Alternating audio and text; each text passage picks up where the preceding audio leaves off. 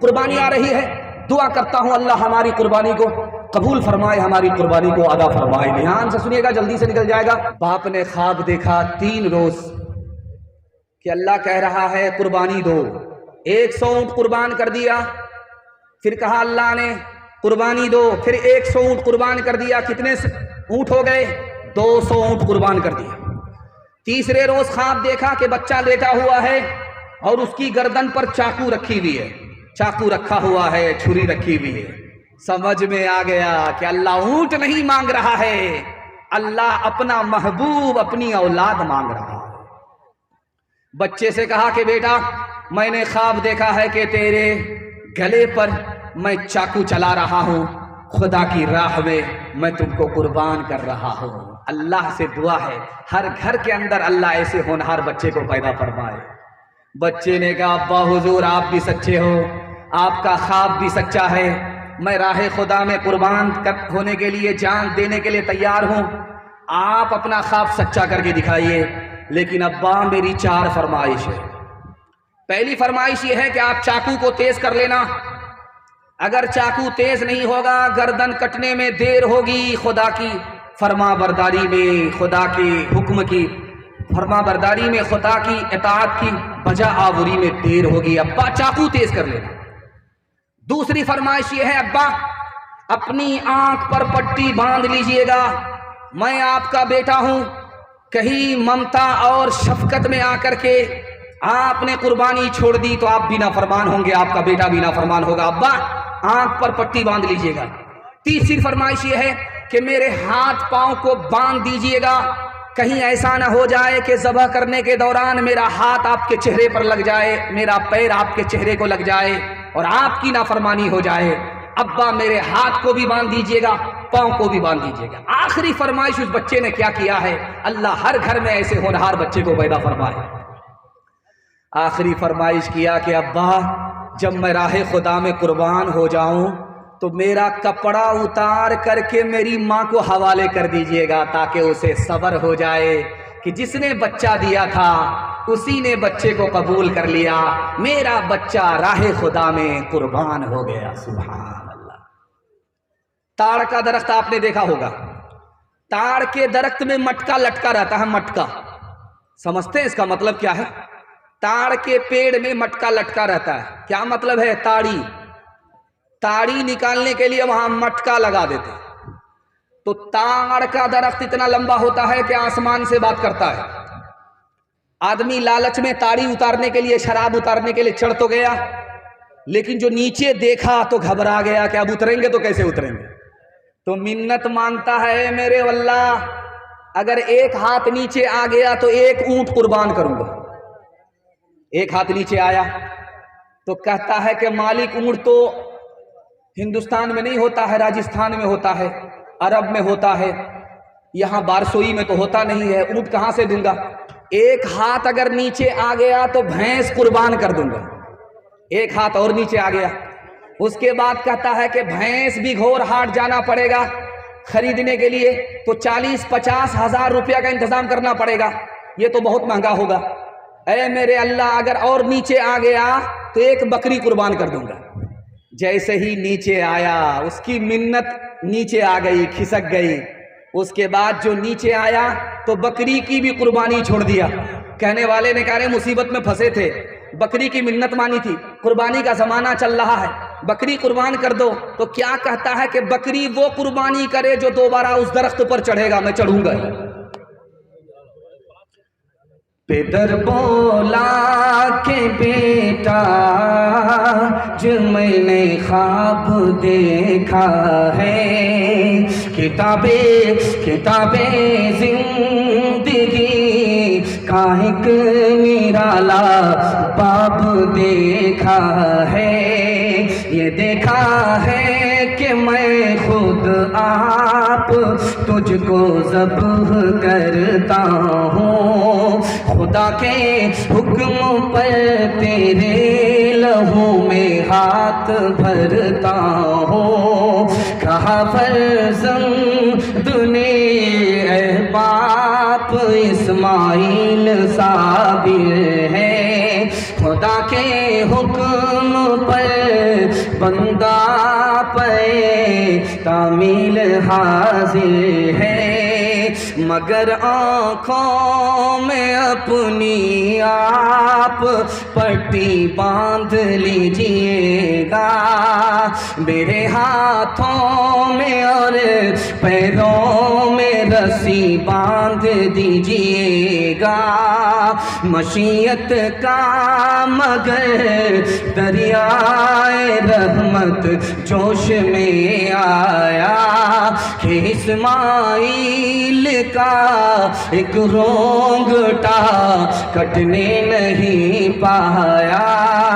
ये तात और कुर्बानी हुई मंजूर यज़दानी, ये तात और कुर्बानी हुई मंजूर यज़दानी के जन्नत से ये भेड़ा गया है बहरे कुर्बानी, के जन्नत से ये भेड़ा गया है बहरे कुर्बानी।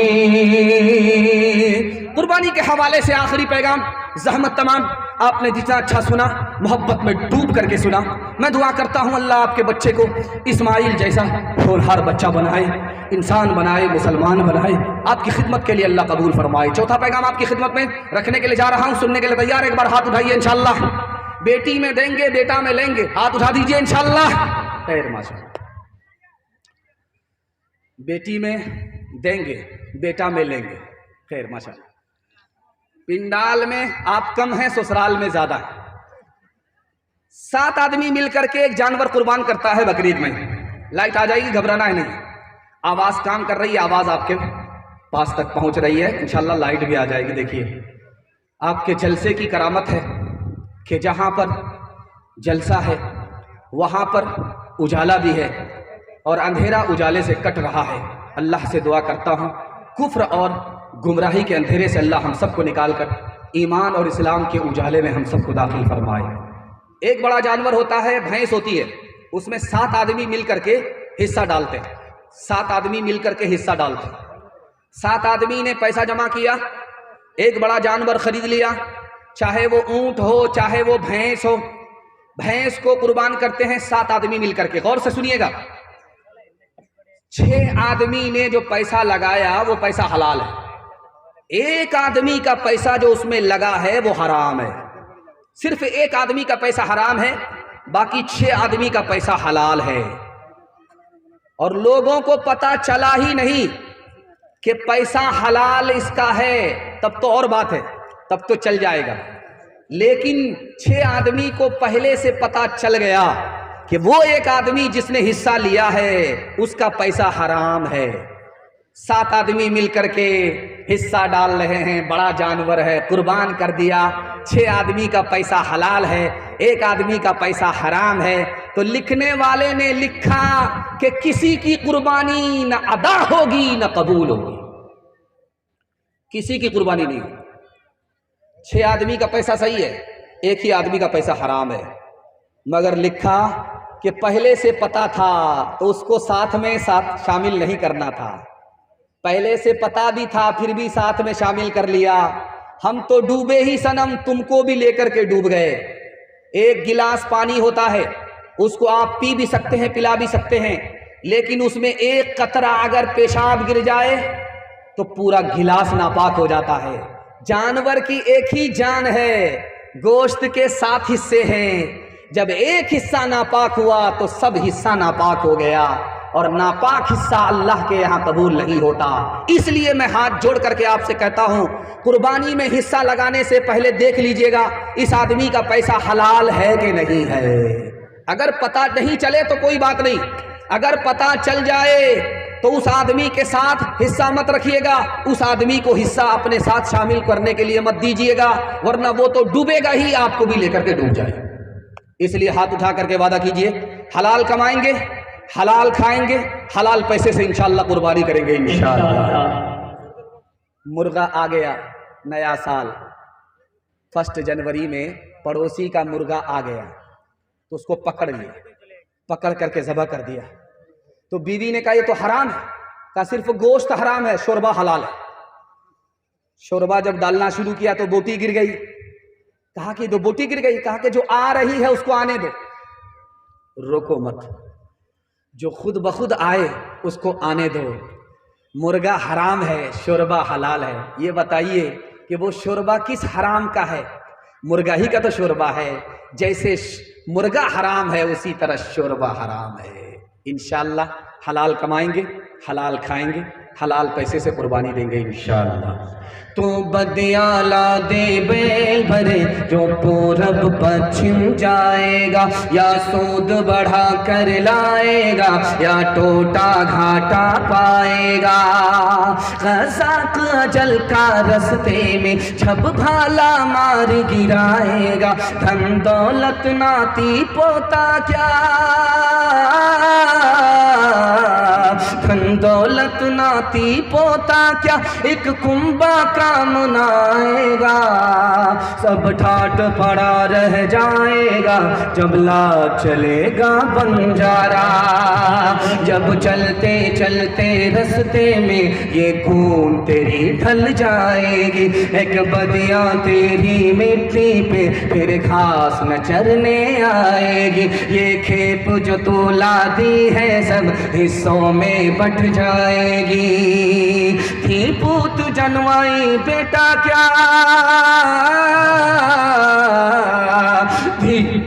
धी पूत जनवाई बेटा क्या, बंजारन पास न आएगी। सब ठाट पड़ा रह जाएगा जब ला चलेगा बंजारा। माँ बहनों की तादाद बहुत ज्यादा, उनके हवाले से पैगाम खूबसूरत सा आपकी खिदमत में रखने के लिए जा रहा हूँ। दिल इतना खुश हुआ कि देखते ही देखते मिलाद जलसा हो गया। मैं जब आया था तो मुश्किल से 20 से 25 जवान बैठे हुए थे। उसके बाद सब मेले में थे। अल्लाह का शुक्र है कि मेला बर्बाद हो गया और जलसा आबाद हो गया। जो जलसा मिलाद था वो जलसा मिलाद से जलसा बन गया। दुआ देता हूँ अल्लाह आपकी कुर्बानी को कबूल फरमाए। आपके घर में जवान बेटी है, अल्लाह खैर से मुनासिब जोड़े का इंतजाम फरमाए। हजरत इब्राहीम अलैहिस्सलाम बेटे के यहाँ आए। बेटा घर पे नहीं है, बहू है। पूछा क्या हाल है? कहा बहुत बुरा हाल है। न दिन अच्छा कटता है न रात अच्छी कटती है, न पैसा है न खाना पीना अच्छा है, न रात अच्छी है न दिन अच्छा है, सब कुछ खराब है। हजरत इब्राहीम अलैहिस्सलाम ने यह नहीं बताया कि मैं इस्माइल का बाप हूं, अपने बेटे से मिलने के लिए आया था, तुम मेरी बहू हो। उल्टे पांव वापिस हो गए और कहा कि जब इस्माइल आ जाए तो कहना कि घर की चौखट बदल ले, घर की चौखट को बदल ले। जब हजरत इस्माइल आए, बीवी ने कहा कि एक बूढ़े मियाँ बड़े मियाँ आए थे, उन्होंने आपकी खैरियत मालूम की और फिर मुझसे कहा कि जब इस्माइल आ जाए तो उनसे कहना कि घर की चौखट बदल ले। तो हजरत इस्माइल ने कहा जानती हो वो कौन थे? वो मेरे अब्बा थे, हजरत इब्राहीम थे। तुमने खुदा की नाशुक्री की, खुदा का शुक्र अदा करना था, खुदा की नाशुक्री की। उसने मुझे ये पैगाम दिया है, उन्होंने मुझे पैगाम दिया है कि घर की चौखट बदल दो। जो औरत खुदा की नहीं वो शौहर की भी नहीं, उसको निकाह में मत रखो, उसको निकाह से बाहर निकालो। मैं हाथ जोड़ करके अपनी माँ बहनों से कहता हूँ अल्लाह जिस हाल में रखे उस हाल में हमें खुश रहना है। मुसीबत में रखे सब्र करना है, राहत में रखे शुक्र अदा करना है। जो औरत खुदा की होती है वही शौहर की होती है, जो औरत खुदा की नहीं होती वो शौहर की नहीं होती। इमाम राजी जलसे में आए और जलसे में एक मसला बताया कि देखो कि शादी में तुम 30 लाख रुपया खर्च करोगे, शैतान तुम्हारी पीठ ठोकेगा कि वाह रे बेटा क्या काम किया। लेकिन 10 रुपया मस्जिद में अगर लगाओगे, सदका करोगे, 70 शैतान रास्ता रोकेगा कि मस्जिद में मत लगाओ, मदरसे में मत लगाओ, यतीम को मत दो, गरीबों की मदद मत करो। एक शैतान नहीं 70 शैतान तुम्हारा रास्ता रोकेगा। शादी में 30 लाख रुपए बहा दो पानी की तरह, वहां वो पीठ ठोकता है। और यहाँ अगर 10 रुपए आप मस्जिद में लगाएंगे, मदरसे में लगाएंगे, तो एक शैतान नहीं 70 शैतान आपका रास्ता रोकेगा, हाथ रोकेगा। एक जवान खड़ा हुआ, कहा कि हजरत आप क्या बात करते हैं। लगवा का एक जवान खड़ा हुआ, कहा हजरत आप कैसी बात करते हैं, मैं अभी घर जाता हूँ, 10,000 की गड्डी खैरात करके सदका करके आता हूँ, देखता हूँ कौन शैतान मेरा रास्ता रोकता है। जवान गया, संदूक से जब 10,000 की गड्डी निकालने लगा सदके के लिए, तो बीवी आ गई। कहा क्या कर रहे हो?